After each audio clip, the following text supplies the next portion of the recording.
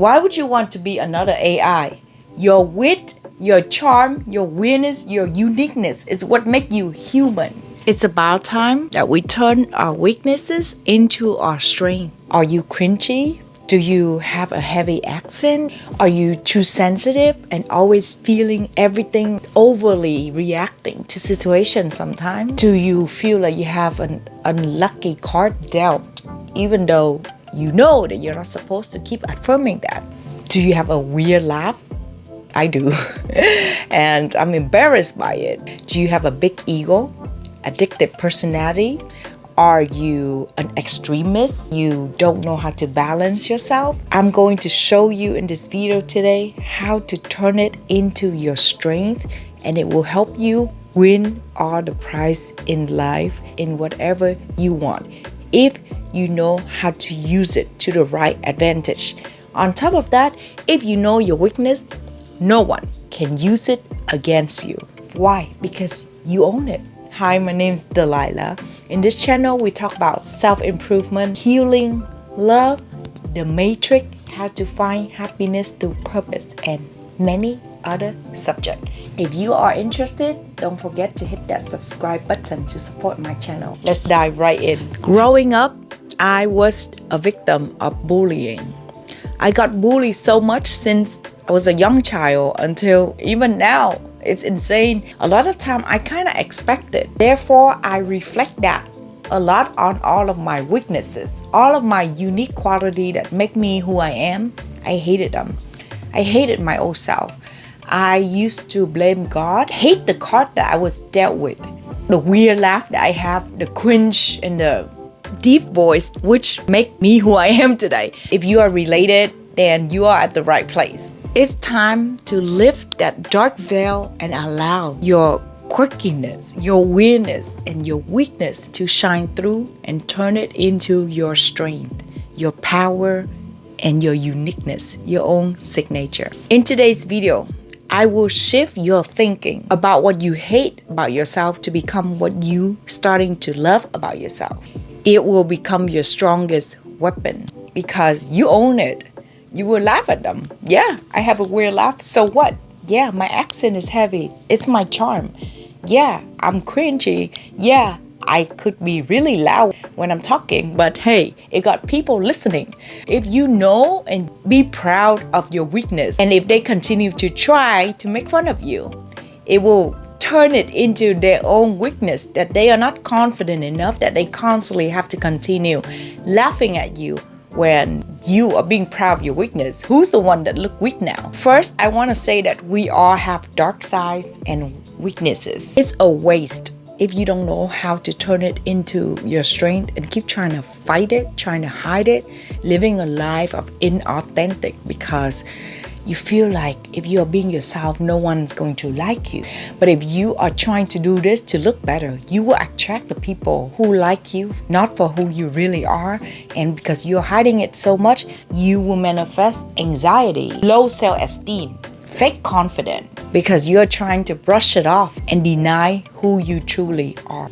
So I'm going to use my own example, my dark side and weaknesses. For you, you can get a piece of paper and start writing down what you don't like about yourself. Analyze it. Turn it to something unique. Ask yourself, what is this weakness of mine that I can use as a fire? Because negative energy or even dark side can have a lot of energy.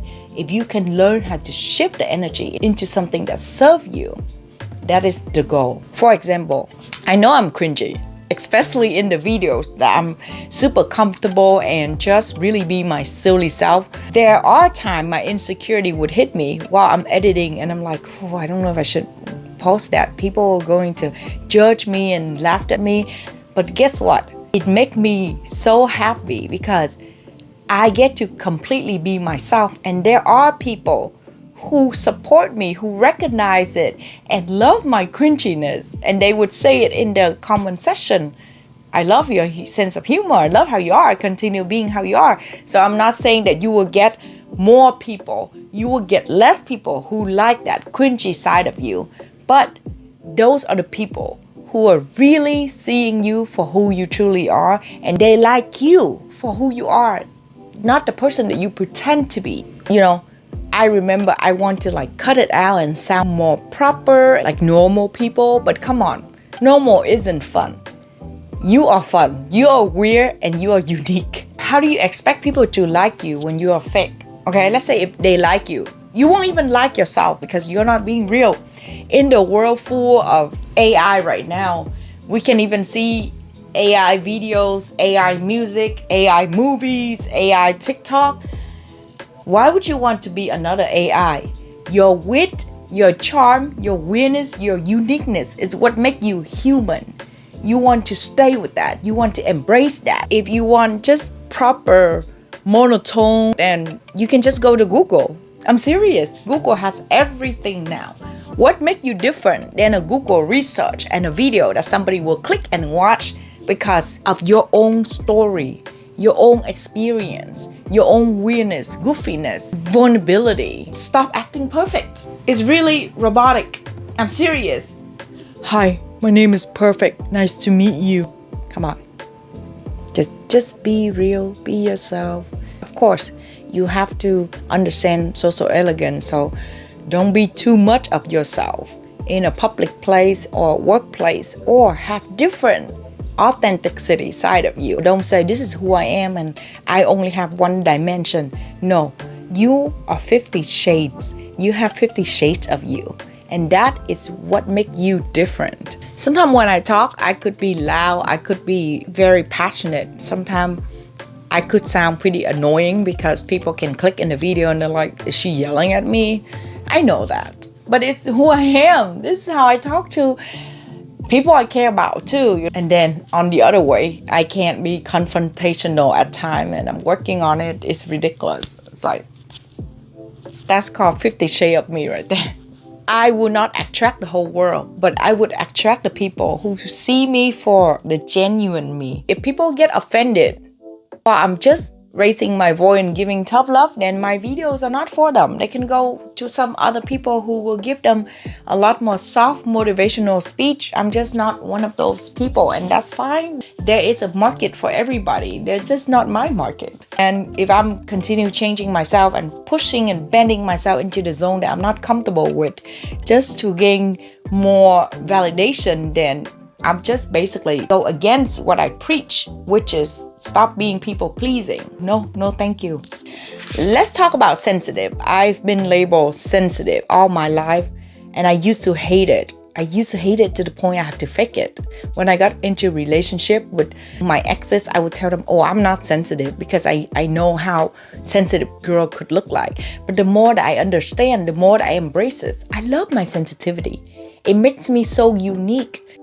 It gives me the ability of reading people, of understanding, having empathy with their stories, putting myself in their shoes and be a considerate person. And that comes from the part of me being highly sensitive, because I'm always thinking for the other person, not just for myself. And I enjoy art. I see beauty in everything. I romanticize everything in my life, even just eating, drinking water, taking a walk.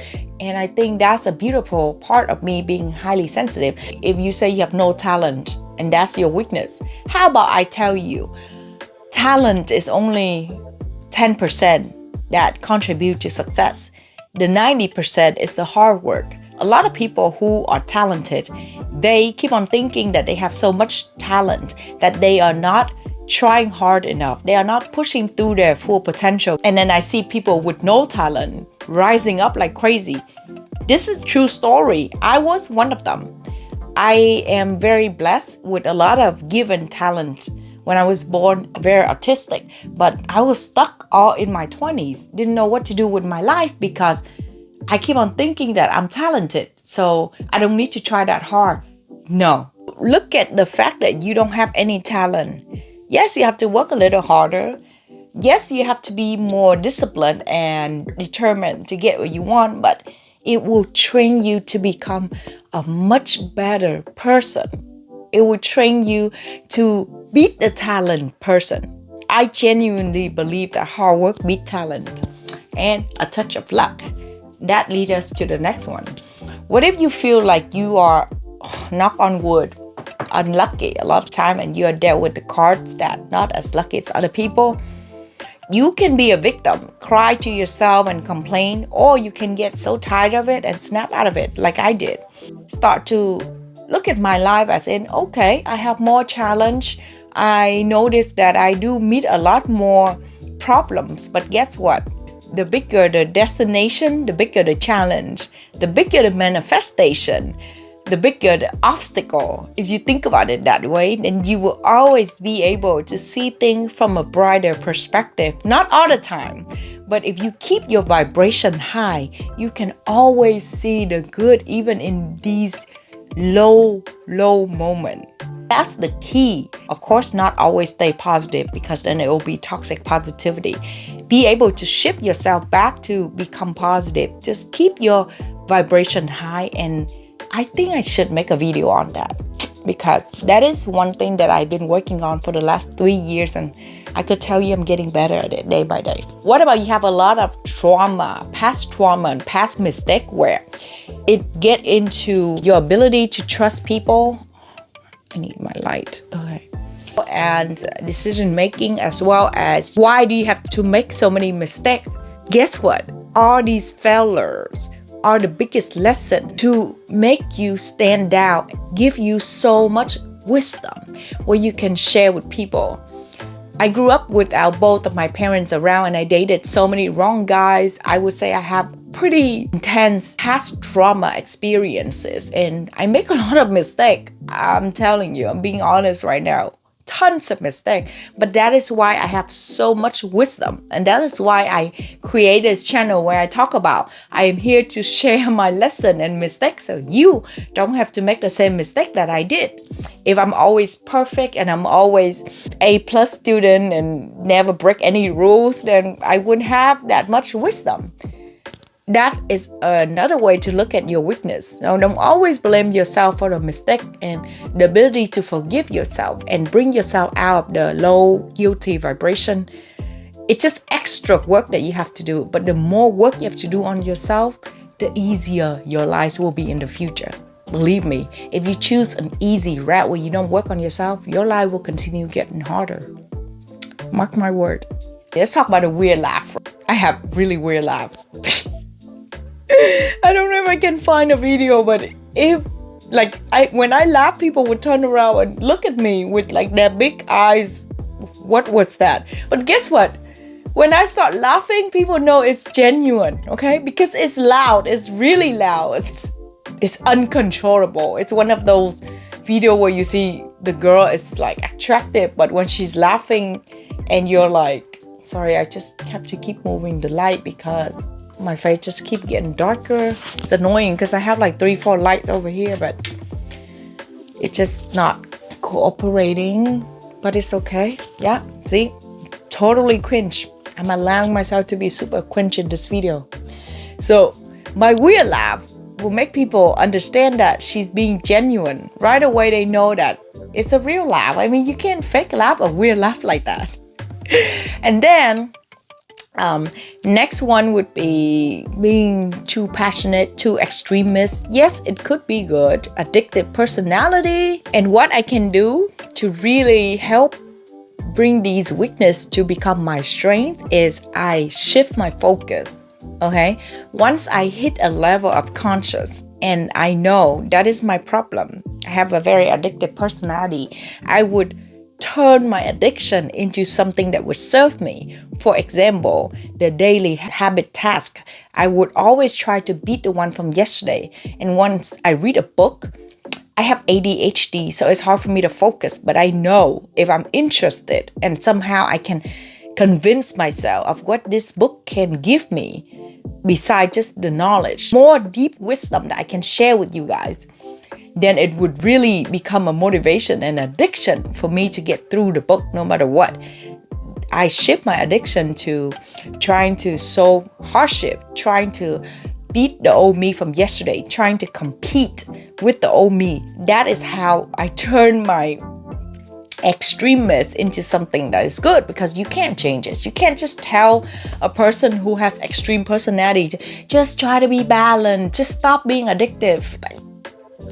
No, I can't. So I will instead stop being addicted to Netflix and addicted to self-improvement content, something that would serve me, addicted to taking cold shower instead of cocaine. Or I hope YouTube don't try to block me, the white stuff.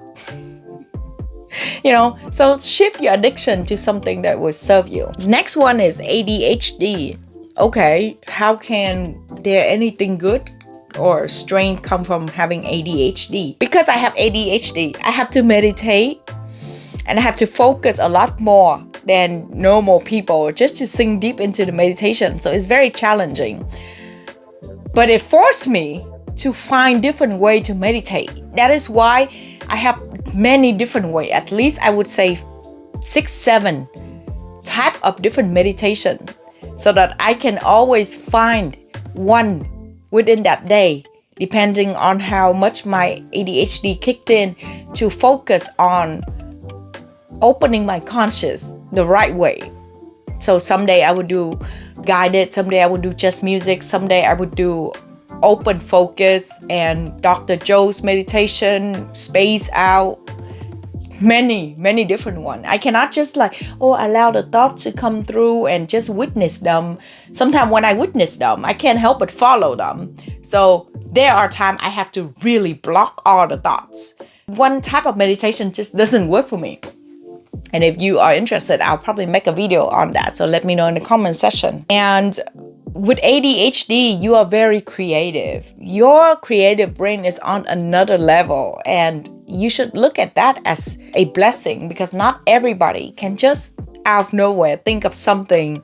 They have to really sit down and trying to dig in their mind. Instead of your creativity will just flow through so much. To be honest, you have to think really fast to have ADHD, so you are a fast thinker. As long as you learn how to manage it and be mindful, get into a meditation mindfulness routine would really help elevate you and turn your ADHD into something that will serve you. Turn your creativity into unlimited source that you can always tap in. Let's talk about the dark side. And I know everybody have a dark side. I could sometimes feel jealous, and brutally honest right now. I could easily feel triggered by what other people say to me. Sometimes I feel like I need validation and I compare myself to others. So during these dark times where I feel all these energy, I would always use the energy. I would meditate and I would use that energy. I would just pull it on top of my head and turn it into inspiration. Visualize it like firework, blooming, flower blooming. Breathe all those energy out and take in the light, the energy that would serve me. Jealousy can be an inspiration.